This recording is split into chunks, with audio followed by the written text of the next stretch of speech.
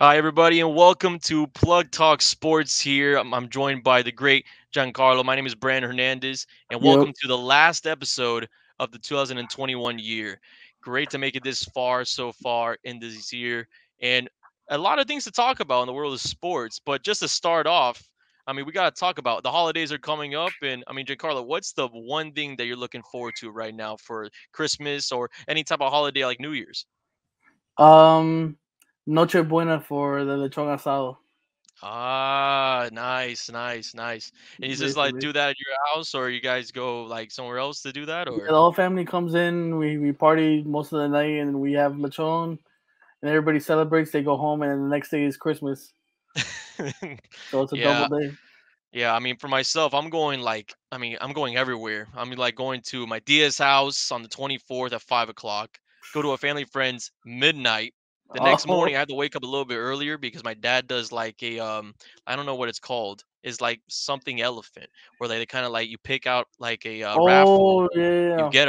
get a number one, so you pick a number one present Is there, ugly an and it ugly elephant? ugly elephant. That's it. That's it. That's it. So it's always like back and forth, and sometimes you win, sometimes you lose. Like last year, I got a bag of little bites. You know, it was good, but it was blueberry flavor. I'm not a huge blueberry guy myself, Nah.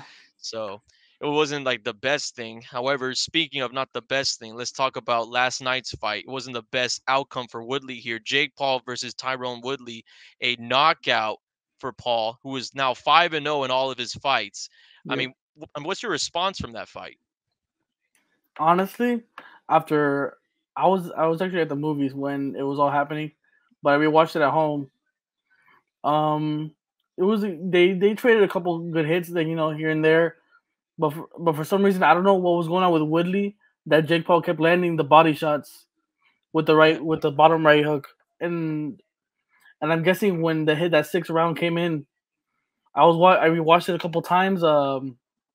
You could see that he was like hinting at, like, I don't know if you saw it, but like he was clenching his fist and turning it, like he was yeah. gunning, he was faking it a little bit, and then if you watch it in full speed, it was just the most perfectly timed hook I've ever seen. Yeah, I know. Just the moment he drops it, bang, he's out. No, yeah, because I saw a bunch of guys on Twitter talking about that. Like, it was almost like the movement that was, somewhat rigged. Yeah, You know it what I looked. mean? People were saying it looked rigged. I don't know. I don't. I mean, it looked natural to me. I don't like, but Yeah. I can see why they would say that.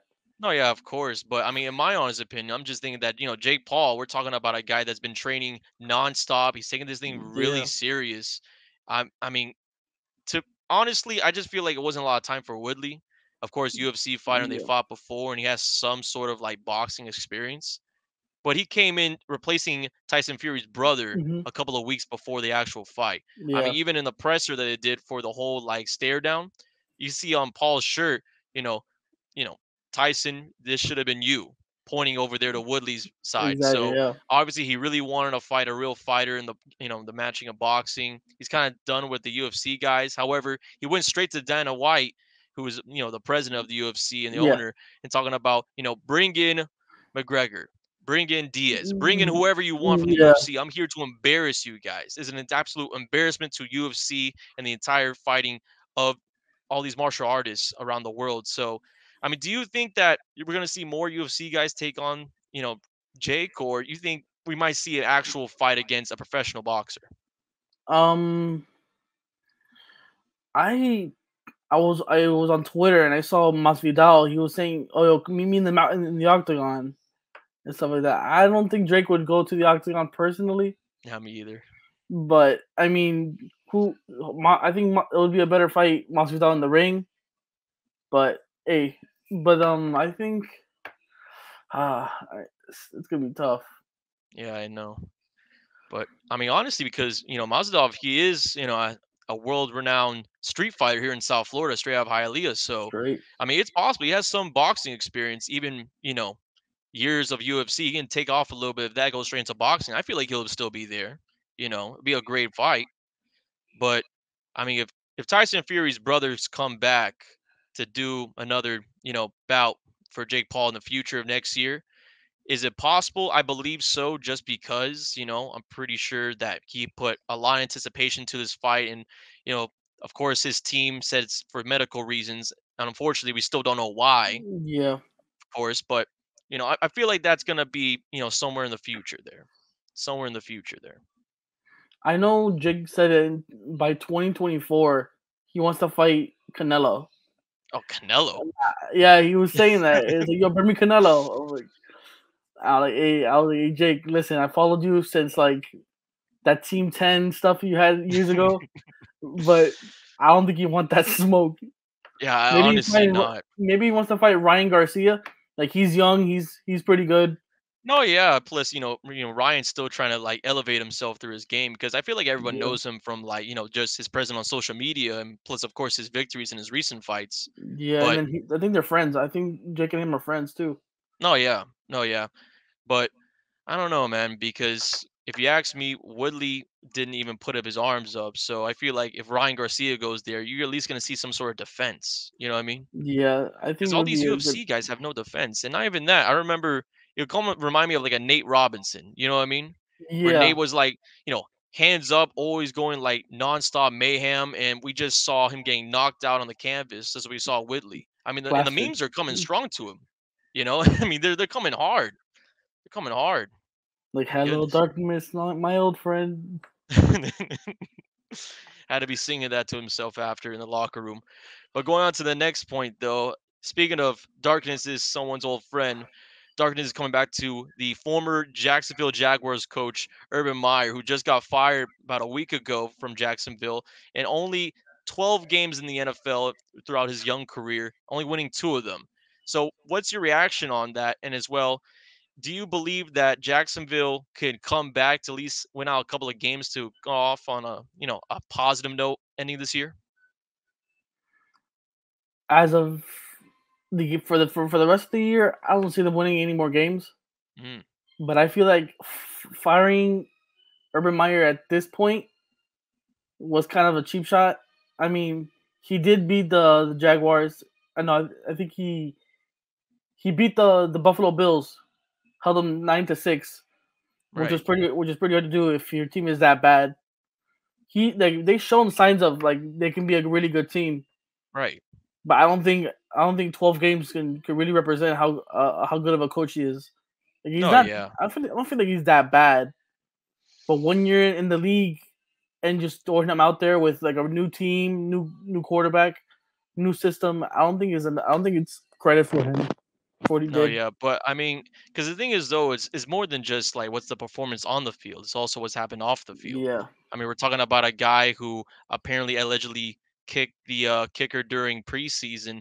Lambo was kicked apparently from Urban Meyer in the leg, which is kind of something that he needs. I actually did some research on that, and apparently the day after, his agent contacted the legal team of the Jacksonville, and even Urban Meyer still to today is denying those allegations. Of course, there's also in September during a run early in the year that he was actually at a bar in Ohio with of course, a younger woman with, of course, unfortunately, a little bit of a unfortunate behavior for a coach of his standard to be in the NFL. Of course, that got yeah, the coach, looked at nationally, the owner looked at nationally, and got the true. entire city of Jacksonville looked at nationally at the media side because everyone's thinking to himself, can he even hold himself together?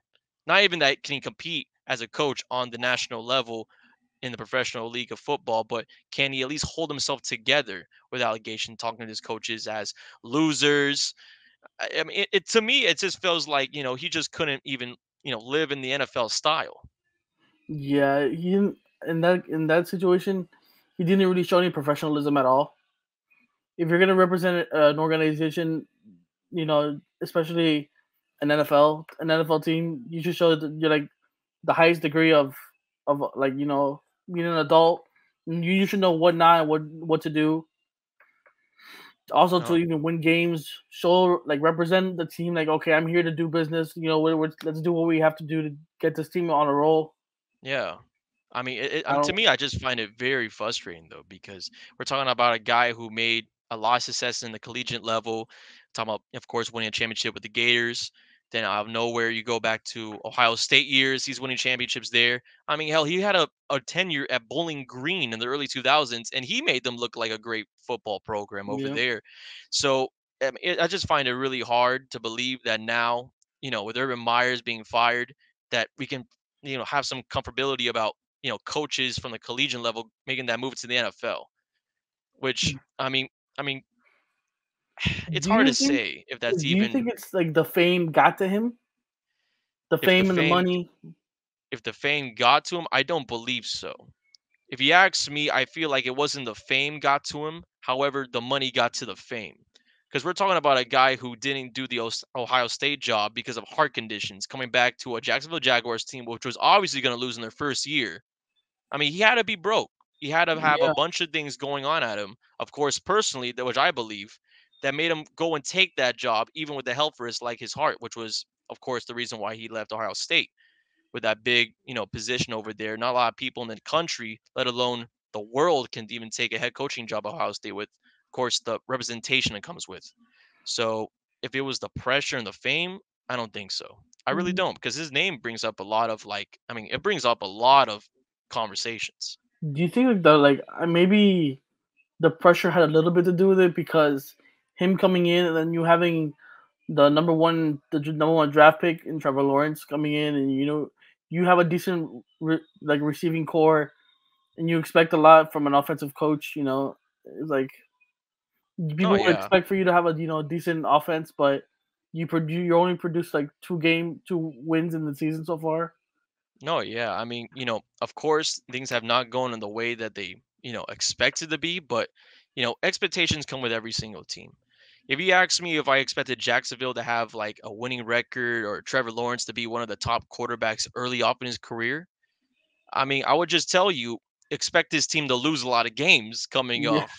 So if you ask me, Trevor Lawrence, he's a great quarterback. I like his footwork, tall guy in the pocket, as well as he uses his legs well. We saw in yeah, Clemson, but in Jacksonville, the O line's a huge problem. All right. The receiving core, of course, they have a couple of great names there, but in preseason time, they had about 18 guys on the roster that were all position wide receivers. So you're weeding out a bunch of those guys going to the beginning of the year. I mean, they just came off a huge battle, just having their position guaranteed on the roster, and they have to go against guys in the AFC that are just, I mean, just monsters out there. The defense of the Colts, you see them twice a year. yeah, Of course, Houston seems like a regular game on the schedule, another obstacle. But I mean, last week they got blown out at home yeah. I against don't them. get it. So honestly, it's the team itself. I think Trevor Lawrence, first year going to the NFL, I knew he was going to have a bunch of hiccups like Peyton Manning. I mean, they didn't have a winning record. I think they only had about 3 wins that first year, Peyton Manning's career for the Colts. So if you're a Jacksonville Jaguars fan tuning in, I just want to let you know, relax. It's just the start of the year. It's the start of Yeah. something new for Trevor Lawrence, and this is just a hiccup on the way to that success. What do Trust me. you what do you think is the most important thing that they need right now besides a head coach on Right the team? now, backbone. If you ask me specifically, what do the Chiefs have? What do the Buccaneers have? And hell, I can even go a little bit further right now. I mean, what do the Chargers have? They have a backbone. They have an identity. Something about the passing game that tells you, oh yeah, they're gonna come back and win this game. Something about, Yeah, oh, have faith. We have about a couple of Pro Bowlers. Have faith on their defense. I mean, you got to have a little bit of faith in your team, and that goes back with the backbone. Either that be the coaching staff, the offense. It could be a player. For example, Tom Brady. He's the backbone of any team he's been on so far. For all the years he's been with the Patriots, he's been the backbone of that team. It starts and ends with Tom Brady. All right. Same thing we're facts. seeing with the Buccaneers, especially on defense. We're talking about White. We're talking about Dominic Sue. It starts and ends on the defensive side for them, which we also saw in the Super Bowl, of course, against Yeah, the Kansas City Chiefs. It was the that defense was and that foundation that they had to stop them all the way. So if you ask me what the Jaguars need right now, they need an identity and a foundation, a backbone. Either that like be Trevor Lawrence in the offense, or who knows, Josh Allen in the defense could be another guy that they all group around. I mean, like I know I what do you get? remember it was in the AFC Championship. I think it was in 2018 Yeah, when they were playing the Patriots. Like the reason they got to that point was because of their defense. Like they were like really good. They were holding teams to like below 15 a game. But I feel like you knew that the Jaguars were gonna hold you because they have a good defense. I feel like that was like their thing. I yeah, feel like after they lost in that situation and they lost Nick Foles and all that, and then Nick Foles goes in to win the next year again with the Eagles. Yeah, I'm I telling you think though, that but they got like depressed and then just they lost all their like momentum, and then I think everything just went downhill from there. yeah, and I mean, not even that. You speak about the Jaguars' defense back there in the AFC Championship. I mean, that's exactly what I was talking about. Backbone. That defense was the backbone of that Jaguars defense. Yeah, I mean, they were called Saxonville for about 3 years until Campbell left for the Ravens, and of course Ramsey going off his way to Los Angeles for bigger money. But I mean, all to me, it all starts and ends with the backbone of a team. Either you find that an identity of a player or an identity of a team and a defense. if they had a defense, I feel like the offense would would come out with a little bit more spirit. Say, okay, Right. they held them. Now we can go out there. Let's see if we can take a lead. Maybe 3 points, a touchdown, safety. Who knows? No, yeah. I mean, it's a huge thing. It's a huge thing. And speaking of football, though, going on to the next topic right now, we're talking about the injuries so far. We're seeing that, of course, Godwin coming off of a season ending injury, coming off of a lower body. We got a couple of guys actually at the Jets game. The safety Riley for the New York Jets had a Hmm. very, I mean, it was very, I mean, it was risky just to even say the least to even get him off the field. They had to bring him out in the stretcher off a neck injury. They said that he was in concussion protocol and released from the hospital. Okay, thank God. However, I mean, from your point of view, though, do you think the NFL right now being more aggressive that we're seeing with these injuries? I mean, they're coming to be almost like season ending, almost every single play. If you had a kid, right, a son that would end up loving football and going out and say, "Dad, I want to be the next NFL superstar," Hmm. how would you answer that question? Me being a sports guy, I would I would honestly have to tell if I my son, if I have a son or daughter, depending, doesn't really matter. Of course, of If they course. want to play football, I would have to explain to them the dangers and the consequences of you playing the dangers of a sport, Right. and and just to let them know, it's like, hey, this could happen, this and that. I don't want to hear any excuses. You're gonna get hit. If you get hit, you better stand up. I don't want to Right. hear the crying. Yep. It's like, and then plus for the injuries in football, like it gets hard because, like, okay, if you can't, it's from like you can't hit him in the head or above the shoulders, Right. and then you can't hit him below the legs because it'll be considered a chop block, or you'll be taking up their legs. That's where people make their money. That's basically like wide receivers or running backs or whatever. Right. So you have to hit them in a certain way from here to here. That's it. And they're moving, and you have to hit them with your shoulder. You can't lean in with your head, even though that's part of your torso.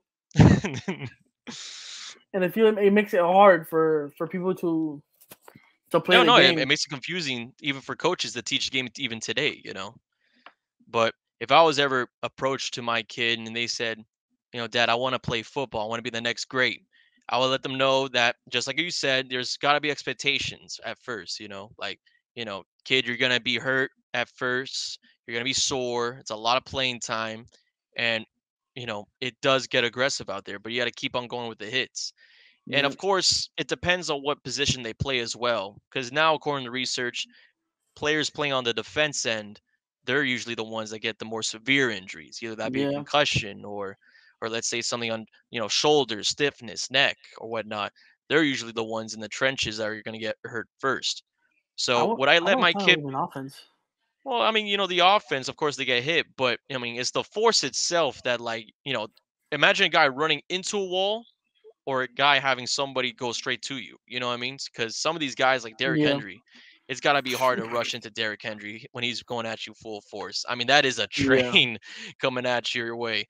But if I was ever asked that question, I would let him play the sport because knowing that, I mean, in basketball, swimming, even golf, there's always going to be injuries. There's always going to be a part of the game where you're physically, you know, you're limited a little bit. You either get a yeah, soreness, you tear something. So it's just a part of the game, and reality is just a part of sports and athletics. You're going to get hurt here and there. Of course, with the head injuries, we have to, be a little bit careful. But that comes to my next question. How do you think that the NFL is handling right now with concussion protocols with the ones we've been seeing in the past couple of years?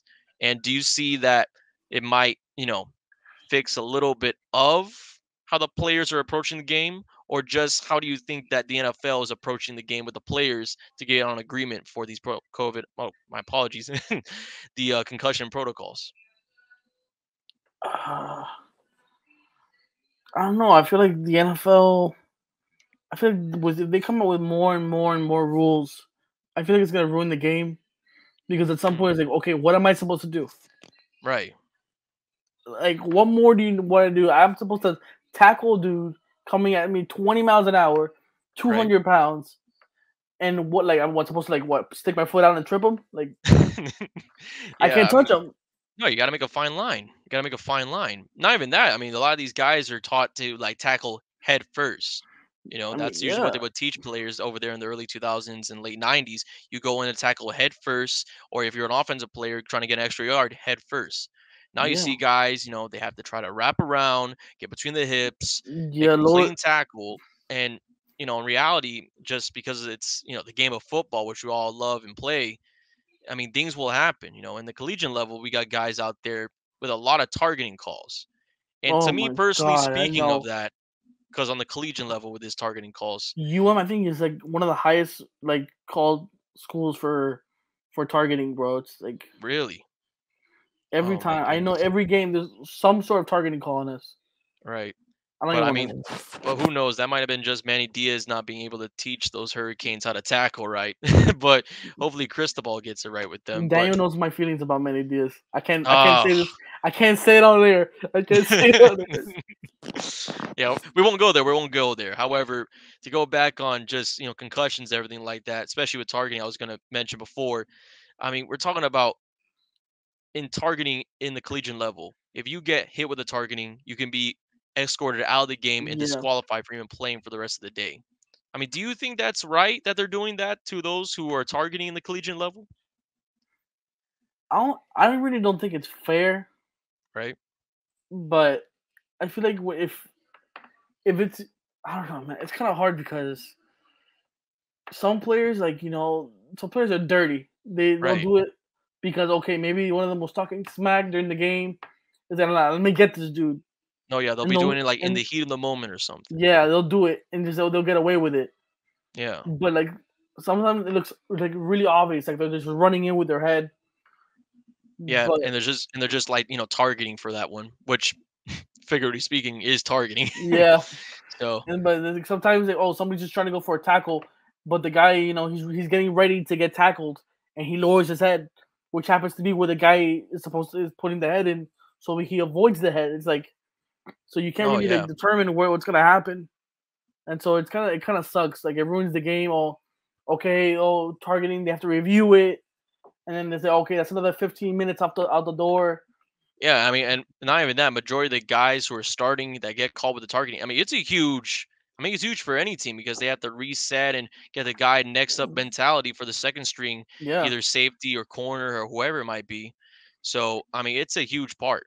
But getting away right now from football. I know we started the show off of football, but let's go now kind of on a wide range of all professional sports. Of course, we're seeing now with the Omni variant going around right now around yeah, the leagues. NHL for the South Floridian teams, the Florida Panthers actually postponed multiple games in the month of December to January because of COVID and a couple of outbreaks over there in their facilities. And of course, now in the NFL, we actually had two games for Monday Night Football, which actually doesn't really happen at all. It wasn't supposed to happen. A Saturday game was moved because of COVID protocol, and actually eight yeah, players from the starting lineup were missing from the Cleveland Browns due to COVID protocol and injuries, and 18 entirely from the team's roster due to COVID protocols and injuries. So now, do you believe specifically if we keep on going with this COVID protocol, do you think that teams are going to just shut down their leagues entirely, or what do you expect to happen if this thing keeps on going on? if this continues, I feel like we'll have another lockout Mm. or lockdown until it gets under control. Yeah, but I mean, I feel like it's kind of too late for that midway through the year, and I mean, there's a lot of at least teams out there that feel like we can keep on going even without fans. I feel like if, let's say they do have a lockdown, I don't know, maybe they'll say, okay, once it goes down to how it was before the Omicron variant showed up, Right. then they'll restart and bring everybody back, and they'll have like limited limited capacity again. Let's like do that for the stadiums again. Oh yeah, possibly. Because, obviously, of course, these are all players that are getting affected, which is causing these, of course, rescheduling of games, cancel, postponements. Like, for example, I know that the FIU men's basketball team was supposed to have about two games this week, actually one today against Albany State. And, they just postponed it again, just about probably will cancel that one. So it's kind of concerning, especially going off of like, you have a schedule to go through. We just got through a whole bubble season in the NBA as well as the NHL. And the NFL is just trying to keep afloat right now, especially with these games. And we're talking about, of course, the two Monday night ones. We have one Tuesday coming up tomorrow, and then Thursday, Friday, Saturday, and Sunday. So we're talking about an entire week of NFL football, which wasn't even supposed to happen. So this is obviously going to take a toll on the players who have to readjust to a new Yeah, schedule real late in the year. I mean, it's gonna be hard though. I feel like they do move on. I don't feel like they do like postpone or at least change a lot in the schedule for the NFL wise. However, for the NHL, we're talking about a lot of Canadian teams, and that's a whole nother yeah, politics of another country going true. into a professional league such as hockey. So I mean, from what I know of, there is actually a lot of Canadian teams that are banning themselves from actual country, U.S. to Canada travel. Being- I mean, how do you think this is gonna, affect kind of just the schedule now in the NHL? You think they're gonna have all those NHL teams from the Canadian countries and provinces go and, I mean, play in later on in the year? Yeah, I think the games in here in the U.S. until they get everything gets settled down, I think they'll just postpone it to another day and have those games being played.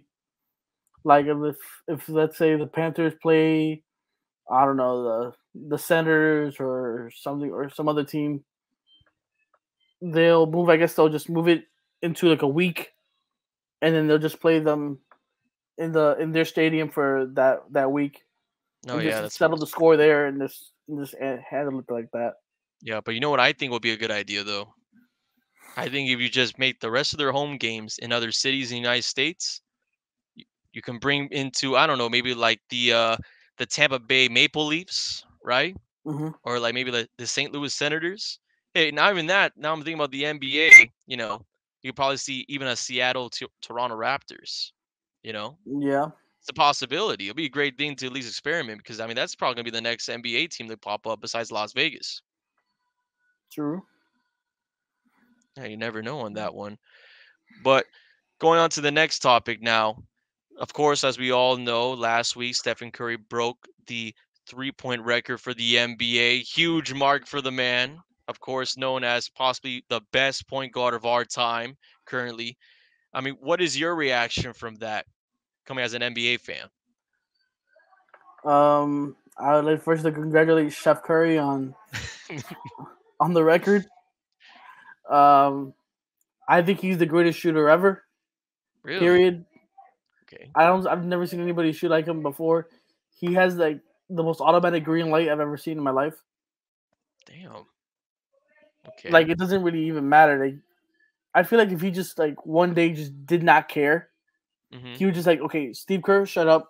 Let me just take every possession for myself and try to go for that 100 point mark. I feel like if anybody in the league could get the 100 points in a game, it would be Steph Curry.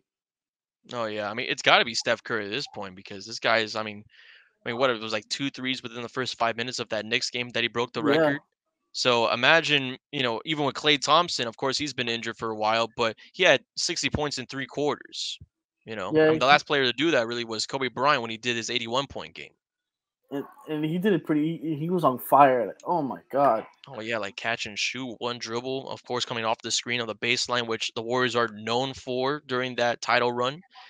So, but for my own reaction of Stephen Curry, I mean, it's just another roadblock in front of him. I was having this conversation with a friend after this happened, the night that he did it in New York, in Madison Square Mhm. Garden, as great as that may sound. But I mean, there's just one of the records that he has. Of course, including this record, he has the most 3-point made in a regular season. Of course, the most that he's had with, I believe, in a shooting percentage that's over 45%. Yeah, And he has the most double digit points with multiple 3 points, about 22, I believe, in his career. And just to think, though, because we're talking about a guy that is just about on pace to break 3,000 3 pointers made in his career by the end of this year, which was never done ever in the yeah, NBA. And he still has a lot of gas in the tank. There's a lot of light in that fluid for him to keep on going for championship runs. I mean, we probably already seen his prime, or he's in his prime right now. Who knows and who can tell? However, the next part that I want to go into this conversation, which is a little bit off the board, however, it's a conversation that I've been having recently with a couple of guys since this record, and I think everybody's bringing it up now on social media like MVP. Twitter and IG. Do you believe Stephen Curry, currently right now in his career and what he's done so far, is the best point guard of all time? And if not, who do you think would be above him? Point guard, bro. Yeah, point guard. Because if I say guard, we already know the automatic answer. So, Yeah, most people would say Magic, yeah, but man, I think him and Magic are like neck and neck. But neck and I like they're just there. Like I if don't know, Steph man. would have, if Steph would have just had that Finals MVP that first year, Iguodala gave it to him because he held LeBron James to Locked him 30, down. 36 points a game. Yeah, Yeah. okay. Well, I don't know. For me personally, because I mean, I was talking with a friend because Magic ended his career early, so it's hard for Yeah, me to even answer that question, even with Stephen Curry's achievement. However, a three-time NBA champion, as well with all these records, I feel like at the end of his career, he will be better than Magic, and I feel like he'll be the yeah, best point guard of all time. However, right now we're talking about Magic, a guy to his size, day and age of the '80s. There's nobody like him moving that quick. I mean, honestly, it's almost he was like the first LeBron. Of yeah, course, I don't want to like say that the athleticism was the same. yeah. You don't see Magic doing some crazy windmills here and there, but I mean, Facts. honestly, I feel like, Magic, if he played his full career, he would have multiple championships. He would have been kind of, I mean, the ideal point guard. But Stephen Curry, I mean, this 3-point record he's had, it's going to be kind of like John Stockton with the assist numbers. It's going to be Yeah, unbreakable by the end of his career, and he's going to be above thousands of any near anybody else, even if somebody even tries to attempt at it. So I feel like Stephen Curry right now, he's a top two point guard all time. That's what I feel like as of right now. He's right there with Magic. The only reason I won't put him in front of Magic is because the career hasn't ended. I will say this though: if if he goes on to win MVP, Hmm. go to the finals, win the finals, and win Finals MVP this year, I don't want it. There's no debate. It's over, It's over. It's shut the book, case closed, bro. sign the check. And he's gonna probably hit the 3,000 mark if they make it to the finals. That's plenty, which gives him plenty of time to do it. Hmm. And if you can average above 25 in the finals, which he usually does, Right? yeah, I don't think I don't know who you could possibly say would be better than him. I don't know. Yeah. I mean, it's almost like he's in a league of his own right now. But I mean, and that's if he goes to the finals because the West is stacked. If he goes past, a Lakers team, a Suns team, a Jazz team, I oh my, think it's gonna be Warriors, bro. I think the Lakers are doo doo. really? I All the think way Lakers are Warriors? doo doo. All the way Warriors, bro. When Clay comes back, and then you have 7 foot Wiseman come back for some inside defense because Kevin Oh Looney yeah, isn't it. yeah. A lot of people forget about him too. A lot of people forget about him too because he hasn't even had half a year of NBA time under him. Yeah, and he wasn't that bad. And then Andrew Wiggins is showing out. Jordan Poole. What I forgot this new dude. Kalapo. What I don't know what it is. I don't know what his name. He's super good, and like he's hustling for balls. I'm like that team right now is number one. I don't see how they're playing like they did in 2016. Right. They're No, I sharing the mean, ball, shooting, passing, rebounding. They're doing everything what they're supposed to do. yeah. And what I like a lot about this team, though, like unlike the teams that were in 2015, 2017, it's a lot of young guys and not a lot of Yeah, veterans doing this. And that's the biggest thing right now for the Warriors because if they even have a bunch of these guys who are, of course, not really known to be, kind of like star studded Yeah, and still perform well, I mean, that's the hugest. I mean, there's a lot of teams right now that even have guys who are like the Lakers with Melo and Rajon Rondo. I mean, they can't even get a break really to even get a bench point coming off in the first quarter. So, I mean, it's huge for the Warriors to even get that through the West. I think the Lakers messed up because they got too many old guys on the team. Right. They got no fresh legs. Hmm. So when you there's so then there's no life coming off the bench when you have AD always injured. LeBron, he's already getting old. He's already getting a little bit, couple injuries here and there. Westbrook is always missing. He won't do anything. I saw you sneak in that nickname in there real quick too, Westbrook. Yeah, Westbrook. Yeah, but listen, he is probably the most overrated player in the league. Oh, you're lying. You're lying. Oh my god.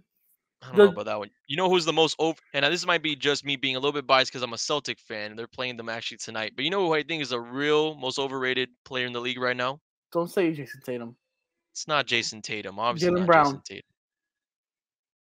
No, of course not. The duo? I was gonna say Joel Embiid. All right, man. Overrated? Man is overrated. I hate it. I Boy, hate it. you can call him overrated you want, but on my fantasy, he gets me points. Well, okay, I'll leave it out there because of course you have him on a fantasy. But I'm gonna let you know right now. They have him as a dominant big, right? But for some reason, from injuries, he comes back. Of course, he's a powerful force in the paint. He has a great Yeah, post move, and as well, I mean, it's almost like his footwork is close to none of what we see from the other guys in the NBA right now. yeah. But he can't hold a team accountable. He can't like he doesn't like persuade guys to come to Philadelphia. He's not a huge recruiter at all. And I mean, his talent level, I wouldn't even have him above Carl Anthony Towns right now. I mean, I feel like the Minnesota Timberwolves have a better future than the process. And, of course, as I said before, me being a Celtic fan, I'm kind of biased in this part. Yeah. However, I never believed in the process. There's no way in the I didn't process. believe it either. Yeah, I really didn't believe that either. Neither did So, Stephen A. oh, Stephen A. Yeah, but Stephen A. I mean, hey, if Stephen A. said something, you know it's right. You know it's right. Take it from me. Yep. But Bruh. so we're getting close to the closing of this episode. Of course, this one is usually an hour long, but we're moving pretty damn fast through everything. So to end it off, I'm gonna give you a little bit of question as we always do here on the Plug Talk Sports. With the Christmas games coming up right now, of course, the Miami Heat haven't played one since 2015. A lot of Heat fans are missing those great Christmas games. However, we haven't seen one in the past, 5+ years. So my question is to you, how many Heat games on Christmas Day have there been in their franchise history? And if you can tell us what Christmas Day game of the Miami Heat do you recall the best? I know which one I my favorite one. Okay. But I would have to say either I think one. I think we had a Christmas game all 4 years Okay. with LeBron. Right. That's four. Oh my god. Did we have one against the Bucks? We did, however, that was a while back ago. Okay, Like to that's give you an idea, the last one we had was in 2015 against the Pelicans, and Chris Bosh was still on the team. that's great. Yeah, six. I would say either six or seven, but I don't know how far we're gonna go back. Maybe because maybe we did play in 2007 after the Heat won their first one. Hmm. I'm gonna say seven. 7. And that's your final answer? Yeah, I would say seven. You were close, but you were down by 5. It was actually 12 times. The 12 Jeez. times the Miami Heat have played on Christmas Day. Their first one coming in the 1997 season. And of course, the recent one being in 2015, as I said before, against the Pelicans, where we blew them out by a couple at home. However, of course, followed up on that question. So, what's the one Miami Heat Christmas Day moment you remember in NBA basketball that you've seen? Oh, easy. It was against the Lakers. Oh, and then the year with LeBron and Yeah, D and Wade with Dwayne. the lobs. Oh my goodness. Listen, it was like I remember it clearly. I see it was a fast break. LeBron and D Wade. D Right. Wade throws it back, and LeBron goes. I think it was his right or left hand. He reaches out, and he just smacks it in. It was my favorite, one of my favorite dunks of all time.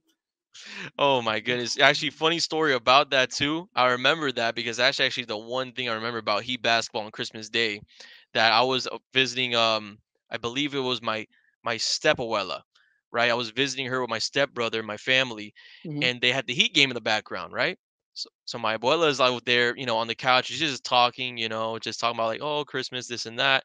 And then I'm seeing like, Wade finds James, and everyone goes crazy in the Yeah. back behind me. And my stepbrother's like holding me down. I'm like jumping up. We give her like a mid heart attack as she's on the couch, like, oh, what happened? Get past. What happened? What happened? I'm like, oh, nothing, nothing, nothing, nothing, nothing. Then the next play Listen, comes in, and they do another lob offhanded with LeBron, yeah, and they with had on to the call left. timeout. Yes, with the left, and oh my goodness, I couldn't even be in the room anymore. It was just ridiculous. The thing, the one before that, like it was the one he throws it back, and as LeBron is already back, he's Mhm. already like pushing like his arm forward. So it was like the dunk was like it was like fuck. Oh Yeah, my god! it was Listen, I got so so hyped. Oh, it was so aggressive. It was so aggressive. But actually, you know what? And not even that. I wish they brought back the Christmas jerseys. bro, That's one seriously, thing. That's one they thing. messed up. Like every year now, it's like it's not as fun anymore for Christmas. Like they don't hype it up. Like that commercial they did with the bells. Oh my goodness, yeah. I mean, I wish they had those commercials going on. That was the best Christmas commercial the NBA have done so far. Yeah, like okay, that was creative. Okay, they shoot, and each basket had a different bell, and it just Yeah. followed the theme. And like they went, okay, that was creative. And Yeah, I know. after that, like it was that I think it was when Adam Silver came in and ruined the entire league. Yeah, I mean, I don't know, man, but I mean, they got to get back those jerseys. Maybe not like the sleeve jerseys, but at least something Christmas. Even, my favorite one was the one where it was like a cursive across the chest. I remember when Isaiah Oh Thomas yeah, had it. That one was good. That one was really good.